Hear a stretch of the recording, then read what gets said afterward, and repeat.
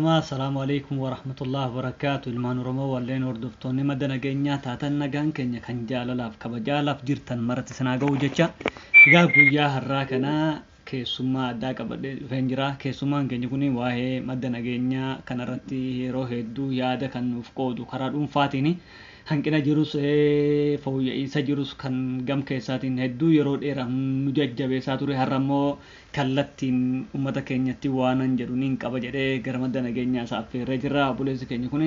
dhalataa Walloo aanaa baateeti Idris Saidi. Mee Idris eenyu ka jedhu gaafanneeti kallattimaan gara gaafii keenyaatti isin dabarsinaa turtiin keessan haga xumura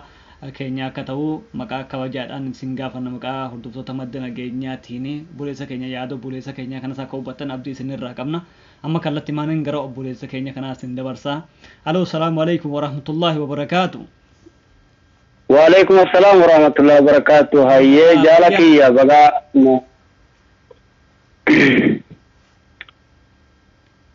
Hala wa alaikum assalam wa rahmatullahi wa barakatuh. Jaalakiyya Akkam nagaa fayyaa?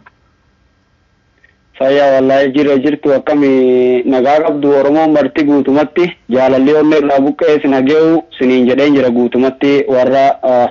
hordoftoota madda nageenyaas warra sagantaa kana dalagus guutumatti jaalalli kiyya onnee irraa buqqee sin hageewu jedheen jira kabajaadhaan. Fadda. Tabarakallah galatoomi akka nu jaalatu akka nu jajjabeessaa turte yeroo dheeraadhaaf ni beeynaa atilleen galatoomi jennaa jaalala akka nu qabdu ni beeynaa dhuunfaatiinis yeroo hedduu nu jajjabeessaa turte haa ta'u huti har'a immoo gara kallattiin yaada kee uummata bal'aa akka ibsatu si finnee jirra. Mee Idris eenyu eessatti dhalate waan jiru uummata keenyaaf yoo ibsite eegasii kallattiin gara gaafii kiyyaatti si dabarsa. Ayyee ani Idris Said Abduu naan jedhani bakki dhaloota kiyyaa kaaba Oromiyaa Walloo aanaa baateeti. Aanaa baatee keessaa godina Habilaaloo bakka jedhamtu biyya abbaa kiyyaa bakki dhaloota kiyyaas achi kanaafuu waan akkasiiti jaala kiyya. Ganda Habilaaloo jedhamtu. Okay, Habilaaloon gaa bakka amma Afariidhaan dararamaa jirtu hidhattoota naannoo Afariitiin manni irraa gubamaa lubbuun ilmaan Oromoo bara 7 oliif dararamaa jiru gaayaati. Uummata dararamu kana keessa warra firkee dararamaa jiru jechuudha illee qaamaan biyya alaa jirtullee haa ta'u timee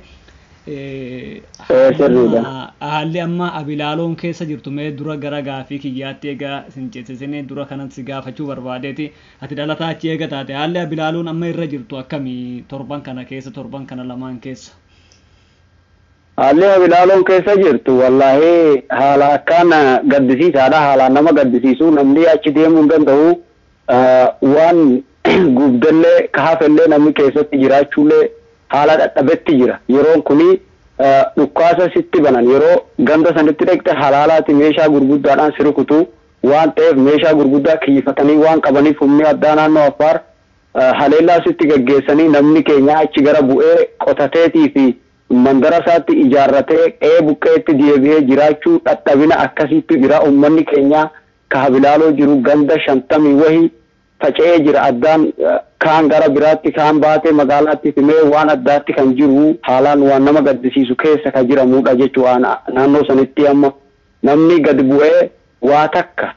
furmaata takkas namni isaan ilaata hin jiru waa takkas hin jiru jechuudha. Aanaa sanitti amma namni sodaadhaaf gara achi deemu bakka dadhabetti jira jechuudha. Ilmaan Oromoodhaa ka achirraa buqqee gara ittiin deebi'u falli kahames hin jiru. Uummannis karaa itti deebi'uun dhabee haala sanirratti haala sukkanneessaa irratti jira jechuudha uummanni keenya achi. Hayyee Idris galatoomi ulfaaduu dhugaadha. Egaa kana keessatti nulleen akka hordofaa turretti wama kanatu biyya mudataa jira. Kana biraan immoo qaamni mootummaa achi jiru waasi ajaa'ibu. Kan uummanni kanarraa gibira jara kanaatiin jiraatullee nu itti gaafatamummaa hin fudhannu. Waan jedhan tokko akkasitti gaahii waan akkasii deema odeeffannoo ogaa dhaggeeffannuu rabbiin uummata keenyaaf bilisummaa haa fidu jennaa kan akkanumatti ilaalaa tokko gaahii odeeffannoo yeroon achi fuunee madda nageenyaa irratti maxxansinu ni hordoftaa gaahii maddi nageenyaa kun sadarkaan isaa maa akkanatti gadi bu'e maaliif uummanni keenya hin jajjabeessine ogummaa qabuu fi dandeettii qabu dinagdee qabu maan jajjabeessine yeroo hedduu gaafii keessanii deebifta. Mee haalli madda nageenyaa har'a ati ijaan agartu maaltu sitti dhagahamaa gaahii akkuma duratti ibsatuuf yaaltetti madda nageenyaa kana uummanni keenya maal godhuu qabaa yeroo har'a yoo laalte addunyaan nafxanyoonni warri nu cabsus warri nu hatus of jaaree miidiyaanis waan adda addaatiin of jaaree nurra duulaaran malee kanatti lafaa ka'aniitimi ati haala sanii fi akkuma diinni keenyatti jiruu fi haalli nu itti jirru diina walakkaa jirru kanatti yoo laalte akkamitti ilaalta sochii amma nuyi godhaa jirru gama miidiyaa kana uummanni keenya hoo waan kana akkamitti ilaalaa jira akkamitti gadi buusee yookaan ol kaasee jira. Sirriidha wallahi jaalatti ulfaadhu gaafis gaarii naa kaastee gaafii kana yeroo hedduus keessaan karaa keessaatiin hordofee ilaalee bara sadiif maddi nageenyaa urgaa hundeeffamee bara sadii xumuree afureessaarra jira wanni kuni haalaan nama aarsa waan haalaan nama gaddisiisuudha raadiyoon madda nageenyaa kuni Oromoo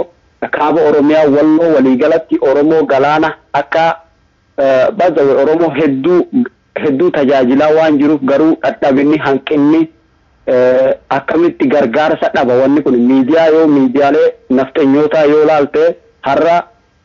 har'a banametti boru guddatee caalee raadiyoo madda nageenyaa kan gama miidiyaatiin nafxanyoonni haalaan duula nu gaggeessaa jiran uummanni keenya kanas ilaallee miidiyaa hedduu Oromoon harkaa qaba kan miidiyaa Oromoon hedduu harkaa qabu san keenyammoo sadarkaa gadi aanaa keessatti miidiyaa Oromoo keessaa sadarkaa gadi aanaa ka jiru raadiyoo madda nageenyaa kaaba Oromiyaa walloo tajaajilaa jiru kuna uummanni keenyas gargaaruu ittiin jiru haalaan akkaan gadi bu'ee waan jiruuf ani gamta kootiin akka nama tokkootti hedduu aare hedduu akkanatti dhaga'an maaf hin guddanne maaf isa namaa jala deemna isa namaa jala hagayoomii deemna maaf isa namaa kumanna isa keenya maaf hin guddifanne maaf isa keenya hin jabeeffanne miidiyaa jaalliwwan keenya wal ijaaranii baadaa walitti nu bu'anii walitti bira nu dhaabbatanii maaf nu ummata kana hin jajjabeessine maaf bira hin dhaabbanne waan jedhamu takkattu natti dhaga'ame jechuun ummanni keenya guutumaa guutuutti nafxanyoonni miidiyaa kumaatamaan eeggamti duulan yeroo hedduu argaa jirta jechuun kanaafuu miidiyaa har'a namni tokko akka dhuunfaatti tafayyadaa jira yeroo kanarra jira teknooloojiin sa'aatti babal'ate irratti ummanni hammana baay'atu kun miidiyaa takkaa dhabuun hedduu natti dhagahame miidiyaan keenya kun maaf hin guddanne maaf akkas sagaleen keenya kun ol maaf hin kaane gara saatalaayitiitti gara teknooloojiitti haga yoomiitti waan akkanaa sadarkaa gadi aanaa irratti deemna waan jedhamu irratti natti dhagahameetiin har'a kallattiidhaan na affeerii jedhee si gaafadha jechuudha uummanni keenya har'as borus miidiyaa kana nu jabeessuu yoo xiqqaate waan dalagerraa xiqqoo takka huma akkana haalaan xiqqoo irratti miidiyaa kanaaf laatee miidiyaa kana nu guddisuu qaban uummanni keenya jaalalaaf kabajaan kanin uummata keenya gaafadhu miidiyaa kana nu jajjabeessanii miidiyaa kana nu guddisuu qaban kallattiidhaan irratti affeeramee abbootii qabeenyaas tahee daldalaas tahee kadalagus tahee guutumaa guutuutti uummata keenyaaf sagalee guddaa katee bara sadii guutuu walloo keessatti akkana hin jiru ture jechuudha seenaan gootota keenyaa seenaan guutuu raadiyoo madda nageenyaa urga hundeeffameeti sagalee arganne waan ta'eef duraan sagaleen keenya ukkaamsamaa naftanyoonni akka barbaadanitti nu oofaa amma xinnoo ija banachaa waan jirruuf ija banannu kana jabaannee habanannuun jedha gamta kiyyaan jaala kiyya yoon dogongores nuuf olchaa. Sirriidha galatoome ulfaadhu waan garaa kee keessa fedhii laphee kee keessa jiru ibsachuun rakkoo hin qabu uummanni keenyas akkasii hubatu abdiin qabaa maal ta'e yeroo waan kana hundeessu nurraa kaafnee biyya keenya kana keessatti namni miidiyaa maafuu waan kennu sagaleen kennu yoo yaadatte ammaan dura Adamalii faan Haluwaan faan yeroo wareegaman duratti waan hunda caalaa miidiyaadha jarana sagaleen keenya ukkaamameera uummanni kun warroonni nafxanyaa sagalee keenya ukkaamsee nu fixuuf deema yaa Oromoo laaf jirtanii lafaa kaa sagalee nuutaa waan nuti jennu uummata keenya gurra nuu buusa akka uummata keenya biratti bineessan hungoone uummanni kun akka nuti uummata keenya biratti akka bineessaatti ilaallamnu nuti duulaa jira waan jedhu hedduu takka lallabaa ture nulleen sanumarra sun dookne waan kana goone har'a beeyta Oromoo kana beetee gizee malkaan diinni qoodee rukutaa ture har'a yoo laalte yoo baatee keessatti wanni takka shatat jedhee ogummaa takka fuunee uummataaf gabaasnaa aanaa hartumaa fursee jiillee yoolleen dirmatuu dadhaban akka bakka kana lolli jiru har'a asirraa hubataa jiranii gaa kanaaf warri biyya alaa kun egaallee waa hedduu fayyadamu warri biyya keessaa garuu sararri isaan qaban akkaataan isaan itti wal hubatan karaa kana ta'eera har'a haa ta'u garuu akka dibaantu beektee wanni kun callifamuu qabu kana qofaa miti warroonni ogummaa garaagaraa qaban illeen ogummaa dhuunfaa isaanii qabatanii akka dhuunfaatti itti fayyadamanii akka hawaasaattis immoo osoo bakka laatanii bareeda warri nu gargaaraa jiru hedduudha gama dandeettiintiin kanaaf uummanni keenya kun waa hubachuun bareedaadha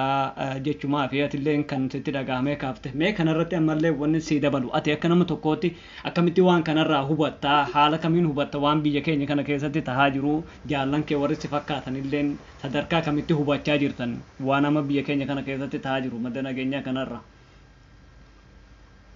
Wallahi sirriidha wanni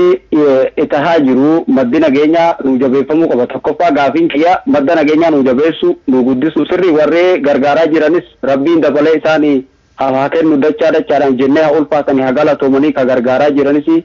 garuu gargaarsi madda nageenyaarraa deemaa jiru kun gargaarsa haalaan gahaa miti. Madda nageenyaa amma yoo laatee yuutuubiin hanqinarra jira. Yuutuubuu hanqina qaba. Yuutuubii waa ittiif waan hin guutamneef YouTubes waan garagaraa teknooloojiyoota adda addaa guutumaa guutuutti seenaa gootota keenya aadaa keenya safuu keenya guutuutti akka ittiin barsiisamu kallattiidhaan wal affeeramee aadaa fi seenaa keenya appilikeeshina maqaa gootota walloodhaatiin hundeeffame haala kitaaba walloo barreessuu haala seenaa keenya jalqabaa namni of taheeti namaa tahaa akkasitti ta'uu qabaa uummanni keenya walloon kana godhuudha qaba jalqaba. Garis deemanii miidiyaa namaa jalatti hiriiruu fi miidiyaa ka barbaade jalatti deemee jala seenee hordofuu edoon taane miidiyaa ka harkaa qabu jajjabeessee guddisaa ka namaa sanis daawwataa ka isaas daawwataa guddisaa waliin hamileedhaan walii daddabalanii daawwachuu bichaa edoon taane harkaanis laatanii itti muddanii jajjabeessanii miidiyaa kana dhaaba guddaa abdiirraa qaba Oromoo kiyyarraatis akka kana godhan abdii qaba uummatarraatis. Kanaafuu uummanni biyya alaa jiru waliigalatti abbootii qabeenyaas ta'e guutumaa guutuutti waan akkanaa raawwachuudha qaban jechuu dirqama kuni dirqama Oromummaa dirqama obbolummaa yoo biyya kan waliin qabnu taate uummanni keenya biyya keessa jiru waa takka ukkaamsamee jira roorroon bara 400 deema walloo keessatti gara 500tti imalaa jira amma uummanni keenya haga ammaatti amma reefu xiqqoo sagalee argate malee sagalee hin qabu gootonni keenya yeroo wareegama shiftaa jedhamneefaa dhiisamaa ture amma raadiyoon madda nageenyaa kuni gara fuudheetti funaanee walitti fidee hundeessee maqaa gootota keenyaa kaasee bakka addaatiin waan gahaa jiruuf yaada inni qabu kana guddifachuudha qabnaa jedhaan gama kiyya lammaffaa immoo appilikeeshina har'a teknooloojii jira jawwaala keerratti telefoona keerratti seenaa gootota keetii barachuudha qabda. Seenaa nama biraa ilaaluu eeguu taane jalqaba kan kee baratteeti sanumaatti barate. Namni of ta'eeti namaaf ta'a. Kanaafuu akkasi ta'uudha qaba. Wanni madda nageenya irratti wanni hundeeffamuu qabu guutuutti jalqaba waan akkanaa ta'uudha qabaa jedha jaala kiyya. Ulfaadhu galatoomii manni keenya illee nu hubataa ogaa miidiyaa kabiraa ogaa jettu kabiraa balaaleffadhaa sodoon taane beetee isa sanis dura namni of tahee hambaa ta'uu qaba of tahee ollaaf ta'uu qaba ka jedhasanii beetee dura of tahee ollaaf tahaa ka jedhasanii dura mana ofii qulqulleeffatanii kabiraalleen gargaara ka jedhasanii yaadi kennan hubadhan akka nama tokko manni illee akka gara biraatti hin hubanne sirreessumaaf jecha maafi. Akkati maal ta'e amma yoo deemaa jirutti waan si ajaa'ibu liyyuu hayiliin ammaan dura bara darbe akka salphaa cabde sun yoo laalte uummata amma caasaa adda addaa waan garaagaraa godina keenya san keessatti hin diriirfanne lafumaa ka'aniituma beektee jarjarsaaf lafaa ka'aniituma nu keessa qubatanii uummanni keenya gamaa gamanaa qabee akka kanniisaa ishii nyaate. Amma har'a jechuun liyyuu hayilii yoo agarte foormishiiniin nama galtee nu keessatti gale kana basaasaa hundeeffatanii akka jiru magaalaa kamisee dhuunfatanii jiran har'a garuu baadiyyaatti harka naqatuu dadhaban jechuun maaliif uummanni kun amma foormishiinii wanni odeeffannoo adda addaa saffisaa waan dhaga'aa jiruuf akka isaan iddu beekaniiti sodaatanii har'a magaalaa keessa deemanii waan adda addaa hojjetaa jiran achi keessatti wal ijaaraa jiran jechuudha akkuma yaadattu magaalaa Caffaaroobis keessatti guyyaa diingaddaa warra afaan ofii wallaalanii seenaa ofii dagatanii nuti sabaan amaara ofiin jedhan walitti hundeessaniiti jechuun hiriira baasanii Oromoon numbushuu juntaan Oromoon numbushuu Oromoon nurraa buqqa'uu qabaa jedhanii haasaa hangas jibbisiisu nama waggaa meeqa nagaa wajjin jiraataa turrellee nu keessatti kakaasanii rakkoo uumaa jiran jechuun jarri kun hagana odeeffannoo walii kennaa jiran kanaaf keenyallee beetee akka tibaantu of tahuu qabaa foormishiinii walii ta'uu qabaa kanaafuu mee asirratti dhaamsa ka xumuuraa uummanni keenya alaa fi keessan irra maayyii maal gochuu qabaa ka jettu irratti hundaa'eetee dhaamsa ka xumuuraati. Ayyee jaala kiyya ulfaadhu wani jalqabaaf kan hin jedhe miidiyaa kabiraa balaaleffatu don taane ka keenyas guddifachaa kanamaas daawwachaa waliin deemuudha qabnan jedhe yoon dogongores na qorcha lammaffaa ummanni keenya biyya alaa jirus ka biyya keessa jirus dinagdeedhaanis tokkummaadhaanis ummataaf ka biyya alaa jiru dinagdee fi sagalee ta'uudhaan ka biyya keessaa dhukkaasaan yoo wal bira hin dhaabbanne har'allee borullee naftenyaan leellistoonni miidiyaas isaan waan hundaan nu lolaa jiran beeki jechuu kana ummanni keenya hubachuudha qaba. Tokkoffaa waan meeqaan nu lolu jiran miidiyaadhaan nu lolan meeshaadhaan nu lolan dinagdeedhaanis nu lolaa waan jiraniif ummanni kuni waan sadii fayyadamee waan nu lolaa jiruuf nutis immoo waan sadiin ofirraa eegne yoo ittisne diina akkanaan irrukutu waan ta'eef ummanni keenya ka biyya alaa jiru dinagdeedhaan gargaaru ummata biyya keessa miidiyaa ofii guddisuu tokkummaa sagalee ofii wal dhaggeeffate ummanni keenya ofii wal dhaggeeffate ofii of qulqulleessee gara biraatti deemuudha qaba malee ofii of tureessee gara biraatti yoo deeme akkasuma xuraa'aa ta'a jechuun namni keenya kan hubachuudha qaba. Qeerroon walloo keessaa guutumatti waliigala tokkummaa jaarratee caasaa godhatee miidiyaa isaa guddifatee sagaleedhaan tokkummaadhaan wal tuffii fi wal edoo wal qaaneessuun taane wal mormii edoon taane sagalee tokkoon katakka dubbateen kumaatamni waan sanirratti hamilee kennee waliin deemuudha qabaa. Tokkummaa fi rakkoo siyaasaa kana amma rakkoo siyaasaa waan jiruuf ummanni keenya kana wal hubachiisee kaabaa kibbaan naftenyaan waan sadii waan lolaa jirtuuf nuus waan sadii qopheeffannee deemuudha qabna. Yoo waan sadii kana hin qopheeffanne hin dandeenyu diinni nu dhuunfachuuf deemaa seenaa abbootiin keenya itti wareegaman nuti immoo akkam ta'uudha qabna. Har'a walloon biyyi dhiiraa sunii biyya harree ta'uu hin qabdu biyya leencaa taane daballee gumaa gootota keenya baasaa seenaa dalagaa deemuudha qabna. Akkasitti fakkeenya gootota keenya irraa fudhannee akkasitti deemuudha qabna. Jabaannee tokkummaadhaan waliin deemuudha qabnaan jedhe jaala kiyya. Ulfaadhu galatoomi. Hayyee galatoomi ulfaadhu fayyaa rabbi si haa kennu ka biraalleen guyyaan biraa kan walitti deebinu ta'a. Ammaaf nagaa naaf jiraadhu siin jedha buleessa keenya Idris. Galatoomi hayyee isinis galatooma warri raadiyoo madda nageenya warri nu hordoftan horaa bulaa galatooma sin jaalana sin kabajna akka nama tokkotti sinumaaf jenneeti nu jajjabeessaa. Sifaana jirraa jabaadhaa waliin hajabaannu bilisummaa Finfinnee Oromiyaatti wal agarra.